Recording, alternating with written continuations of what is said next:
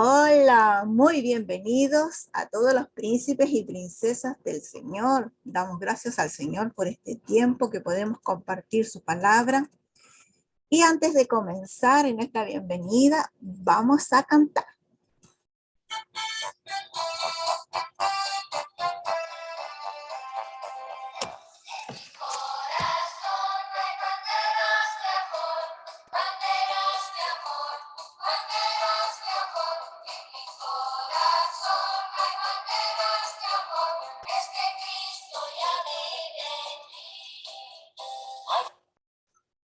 Sí, mis amiguitos preciosos del Señor, Cristo vive en nuestro corazón. Y eso es lo más hermoso que puede haber. Para continuar, entonces, vamos a orar. Buen Dios y Padre eterno, en el nombre de Jesús, te damos gracias, Señor, por este tiempo que usted nos permite compartir de su palabra. Gracias, Señor, por tu grandeza, por tu amor. Gracias, Padre, por tus cuidados, por lo que tú haces, Señor, en nuestras vidas, por esta bendición que tú tienes, Señor, de estar cuidándonos y de protegernos. Bendice a cada niño, Señor, en este tiempo. Su mano poderosa esté con ellos. Prepare, Señor, sus corazoncitos para poder recibir su palabra y que su presencia, Señor, esté aquí. Que su Espíritu Santo se mueva con poder y autoridad. Gracias, Padre. Dejamos todos en tus manos. En el nombre de Jesús. Amén y amén. Hoy vamos a hablar del principio del ministerio de Jesús. Aunque en realidad podemos ver que el ministerio de Jesús aún no ha cesado. Él sigue ministrando y haciendo su obra. Vamos a comenzar con su primo, llamado Juan. ¿Se acuerdan del Juan? ¿Recuerdan? Juan era un hombre, ¿verdad?, que vivía en el desierto. Él se alimentaba de miel silvestre y de saltamontes. Y encontramos a Juan predicando en el desierto, proclamando, ¿verdad?, que el hombre se volviera a Dios. Él pedía a la multitud que lo oía, que se volvieran a Dios, ¿ya? Porque el reino del Señor se había acercado. Y este profeta, llamado Juan, dice que mucho tiempo antes, dice la palabra del Señor, que mucho tiempo antes, en el tiempo del profeta Isaías, ya había una proclamación sobre él. Estaba escrito sobre Juan y decía que una voz grita en el desierto, dice, preparen el camino del Señor, dice, ¿no es cierto? Eso es lo que proclamaron sobre Juan y eso es lo que Juan estaba haciendo, preparando el camino de Jesús. Entonces, ¿qué él hacía? Buscaba a la multitud, le hablaba del arrepentimiento de sus pecados y los bautizaba en el Jordán.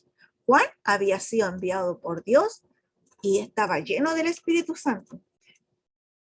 Entonces, Juan, mientras estaba bautizando en el Jordán, también llegaron otro grupo, no solamente la gente del pueblo, sino que también vino otro grupo que se llamaban los fariseos. En realidad eran los sacerdotes y los maestros del templo. Y ellos se acercaron a Juan. Pero Juan tenía el Espíritu Santo en él. Entonces sabía en qué condición estaba el corazón de ellos. De tal manera que él podía decirle lo que estaba en su corazón. Él le decía, raza de víbora, ¿quién les ha dicho a ustedes que pueden librarse del terrible castigo que se acerca? ¿Por qué? ¿Por qué les decía eso Juan? Porque en realidad ellos lo hacían quizás para que la multitud los viera, no porque estaban en arrepentimiento, no, ¿no es cierto? Porque se arrepintieran de sus pecados y de sus maldades, sino que para que la gente seguramente los viera. Aconteció que estando allí, vino Jesús y Juan reconoció la autoridad de Jesús y les dijo a los que estaban allí, he aquí el Cordero de Dios que quita el pecado del mundo. Entonces vino Jesús, se acercó a Juan, y le dijo que lo bautizara. Aunque Juan no quería que bautizara a Jesús porque él se sentía que era mucho menos que Jesús, entonces Jesús le dijo que sí, que lo bautizara nomás, para que se cumpliera lo que estaba escrito de la palabra del Señor, ¿verdad? Jesús no tenía pecado, ¿verdad? Y no tenía que arrepentirse de nada, porque él era santo, ¿verdad? Entonces, lo que ocurrió fue que tenía que cumplirse lo que estaba escrito de la palabra del Señor. Dios había mandado que los hombres, ¿no es cierto?, Juan los bautizara para que se arrepintiera de sus pecados. Y un mero símbolo de eso fue el bautismo de Jesús, para ser obediente. ¿Ya? Jesús obedeció en todo a Dios Padre. Aconteció que cuando Jesús salió del bautismo, fue algo asombroso. Dice que el Espíritu Santo se presentó como paloma sobre él. Y esa era una señal para Juan el Bautista, de quién era el Hijo de Dios. Y se escuchó una voz, y muchos, los que estaban de ahí de alrededor, fue notorio para muchos lo que estaba aconteciendo. Y la voz les dijo, este es mi Hijo amado, en el cual tengo complacencia. Entonces Jesús después se fue lejos de ahí a enseñar. Aún no estaba preparando su ministerio, sino que se fue porque él también iba a ser probado.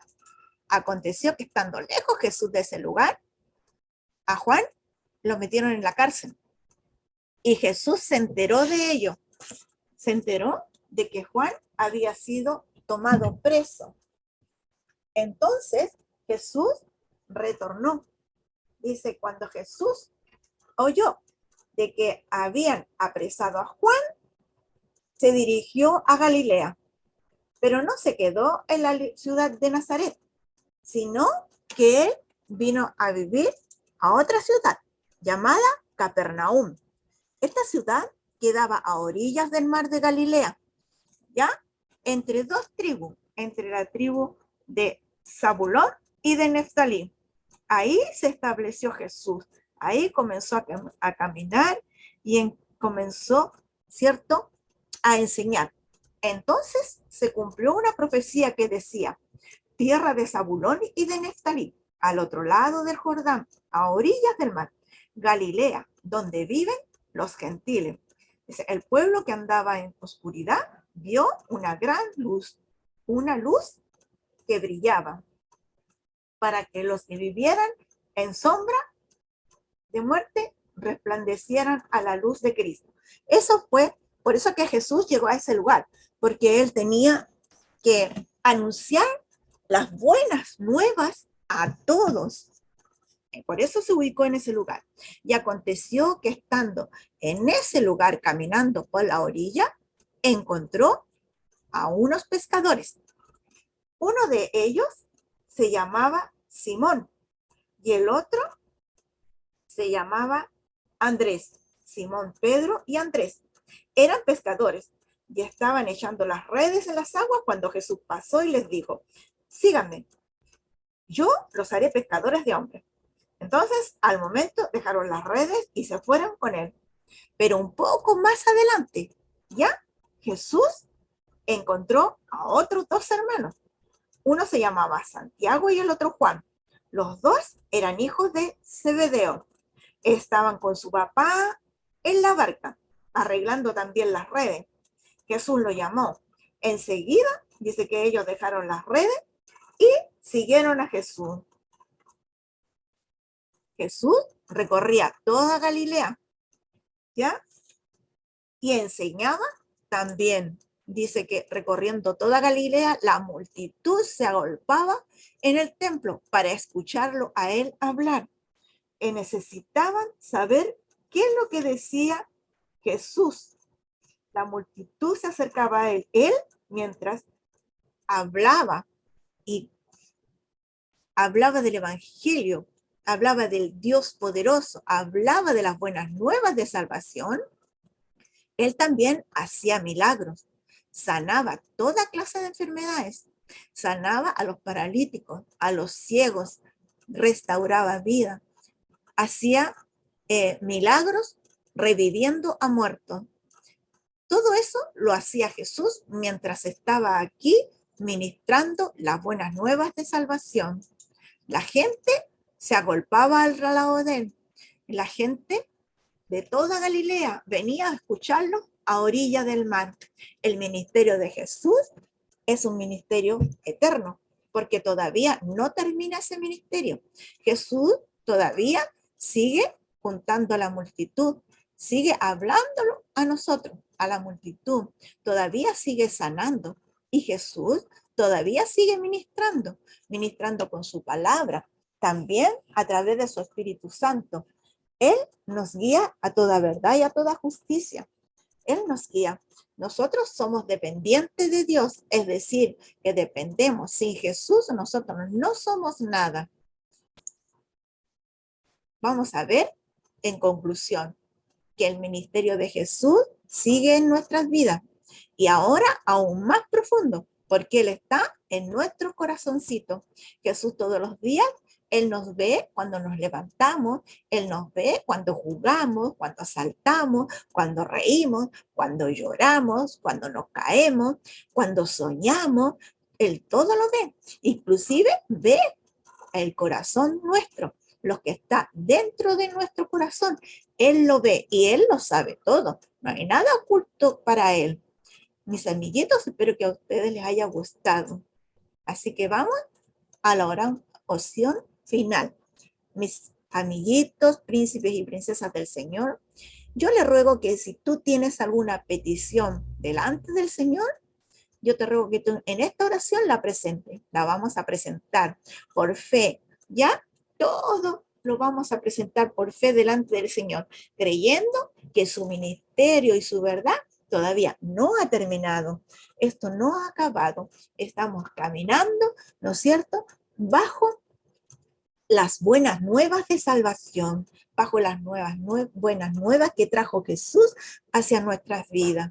Así que vamos a orar. Buen Dios, tú eres eterno, grande y poderoso, y te damos gracias, Jesús, porque tú nos cuidas y nos proteges, porque en tu grandeza tú aún ministras nuestras vidas. Tú nos proteges y nos guardas. Gracias a ese amor que tú tienes por nosotros, nosotros podemos estar delante tuyo. Señor Jesús, yo te ruego por cada pequeñito, te ruego que tú los animes, que tú los fortalezcas, que los llenes de tu gracia, que los llenes de tu amor, que sean llenos del conocimiento de tu verdad y tu voluntad, que tengan sabiduría e inteligencia espiritual, para que ellos anden como es digno delante tuyo, Jehová, llevando fruto en toda buena obra y creciendo en el conocimiento tuyo, Señor, y que sean fortalecidos con todo poder de lo alto. Padre, yo te ruego si alguno de ellos tiene tristeza, se transforme en risa, que si ellos tienen alguna penita, que tú la transformes en alegría, Señor. Y si algún deseo tienen en su corazoncito, Padre, yo lo presento en este momento para que tú puedas cumplir los deseos y anhelos de su corazón. Bendice a cada uno de ellos, Señor, en el nombre de Jesús. Te doy gracias, Padre, para gloria, honra, alabanza de tu nombre. Gracias, Señor. Amén y amén. Bien, mis amiguitos, hasta aquí llegó esta clase. Doy gracias al Señor por este tiempo. Que el Señor le fortalezca y le renueve. Hasta la próxima. Nos estamos viendo si el Señor no ha venido antes. Bye.